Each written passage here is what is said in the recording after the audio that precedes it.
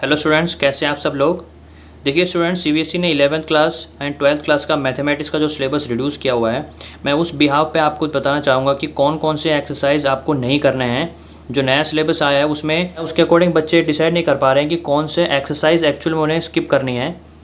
तो मैं आपके सामने जो टॉपिक्स हैं, वो जो डिलीटेड टॉपिक्स हैं वो लेके आया हूँ, और साथ ही ये भी बताऊँगा कि कौन कौन से एक्सरसाइज आपको स्किप करना है इन टॉपिक्स के अकॉर्डिंग।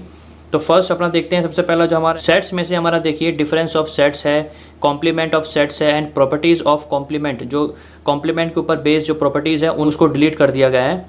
तो उसके वजह से आपको जो एक्सरसाइज 1.5 है और मिसलेनियस में जो 1.5 एक्सरसाइज पे बेस्ड क्वेश्चंस हैं, आपको वो क्वेश्चंस स्किप करने हैं।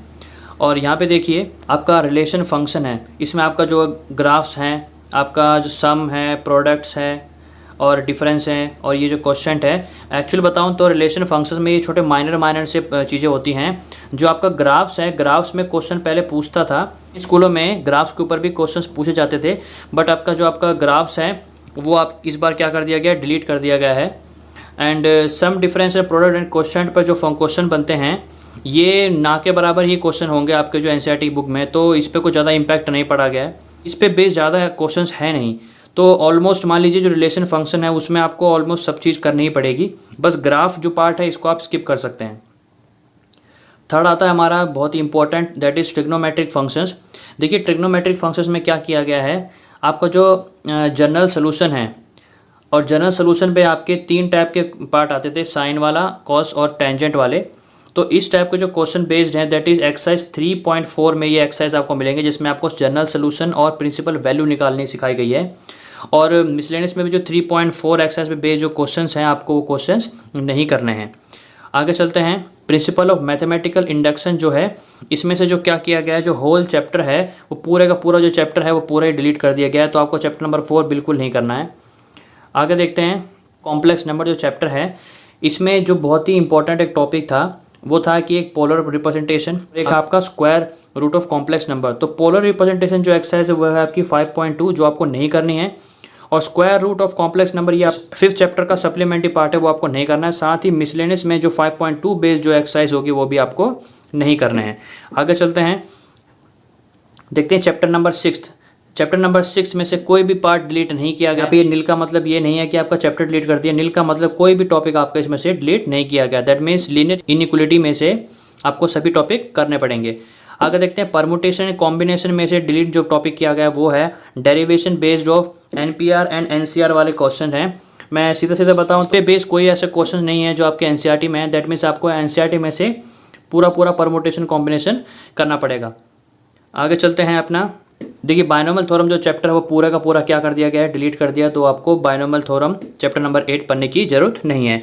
आगे देखते हैं सीक्वेंस एंड सीरीज।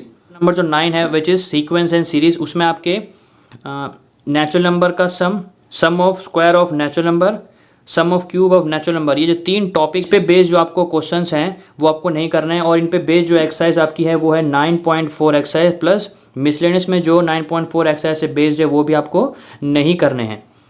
ठीक है, तो आगे चलते हैं। आपका आता है स्ट्रेट लाइन। देखिए स्ट्रेट लाइन में से 2 टॉपिक्स हैं वो डिलीट कर दिए गए। एक आपका शिफ्टिंग ऑफ ओरिजिन, और आपका है equation of family of lines passing through the point of intersection of 2 lines. देखिए ये जो 2 टॉपिक हैं, ये दोनों टॉपिक आपके सप्लीमेंट्री एक्सरसाइज में इंक्लूड है। आपकी बुक में सबसे पीछे वाला जो पार्ट होता है उसमें आपको मिलेंगे। तो ये दोनों ही जो आपके एक्सरसाइज हैं वो दोनों ही आपको नहीं करने हैं। आगे चलते हैं कि कॉनिक सेक्शन में जो आपका पॉइंट दे रखे हैं, जो कि पार्ट आपका डिलीट कर दिया गया है, ये ऐसा कोई मेजर पॉइंट नहीं है, ना ही इस पे बेस कोई क्वेश्चंस आपके एनसीईआरटी की बुक में है। तो कॉनिक सेक्शन पार्ट में से आपको कोई भी चीज़ स्किप नहीं करनी है एनसीईआरटी बुक में से। आगे देखते हैं 3D वाले आपका जो चैप्टर है उसमें से कोई भी पार्ट डिलीट नहीं किया गया। दैट मीन्स आपको पूरा 3D पार्ट करना पड़ेगा। आगे देखते हैं चैप्टर नंबर 13 जो कि लिमिट्स एंड डेरिवेटिव, बहुत ही इंपॉर्टेंट आपका चैप्टर है। तो इसमें से भी कोई भी चीज़ें डिलीट नहीं करी गई है। जो आपका चैप्टर है मैथमेटिकल रीजन, वो पूरा का पूरा चैप्टर आपका क्या कर दिया गया है, डिलीट कर दिया गया है। तो आपको mathematical reason that is chapter number 14 आपको नहीं करना है। आगे चलते हैं। आपका 15 चैप्टर है स्टैटिस्टिक्स, उसके अकॉर्डिंग जो आपका पोर्शन डिलीट किया गया है उस पर बेस जो आपका एक्सरसाइज है दैट इज 15.3, ये 15.3 और मिसलेनियस में 15.3 पे बेस जो एक्सरसाइज हैं, जो क्वेश्चंस होंगे वो आपको नहीं करने हैं। हमारा जो सबसे लास्ट चैप्टर है दैट इज प्रोबेबिलिटी। प्रोबेबिलिटी में देखिए जो टॉपिक डिलीट किए गए हैं वो बहुत ही माइनर पार्ट्स हैं, पे बेस कोई पूरी एक्सरसाइज नहीं है। तो आप क्या करिए, इस झंझट में ना रहना कि कौन सा क्वेश्चन करना है, कौन सा क्वेश्चन छोड़ना है। तो इस पे मानिए कि प्रोबेबिलिटी पे बेस्ड जो सारी एक्सरसाइज आप उसे कर लीजिए, कोई भी इस पे स्किप ना करना, क्योंकि प्रोबेबिलिटी पे बेस्ड आपको 12th में भी करना ही पड़ेगा, तो इस पे कोई चीज़ स्किप ना करें। तो इस वीडियो में मैंने आपके सामने डिस्कस किया है कि सिलेबस में कौन कौन से टॉपिक्स हैं जो आपके इस बार सिलेबस से डिलीट कर दिए गए हैं।